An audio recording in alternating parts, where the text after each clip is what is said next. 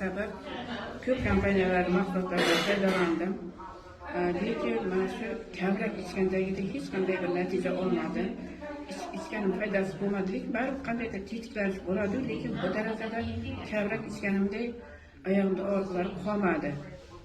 Yana yurolmay bir ozgina yursam o'tirgim kelib, voy qayerga o'tirsam ekan deydim. Hozir o'tirmayman, ketaman piyoda qayergacha bo'lsin bemalol borib shu kavrakdakcha o'ylarda icha boshladim.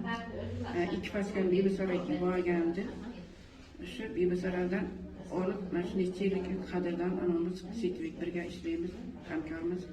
Shuni ichib bir haftada natija ko'rdim. Oyog'imda og'riqlar qoldi. Allohga berslar shukr. Bu oyog'imiz ostida o'sgan giyoh o'zimizga foyda ekan. Butun nano texnologiya kuchli deb chetdan ichib olib. Shu darajada mazza qilib yuribman. Hozir ro'za holimda ham tinib-tinchimay hammaga shu mahsulotni yetkazish uchun o'zimiz hissamizni qo'shib kelyapmiz. Hammaga sog'lik, salomatlik, oilasiga tilayman.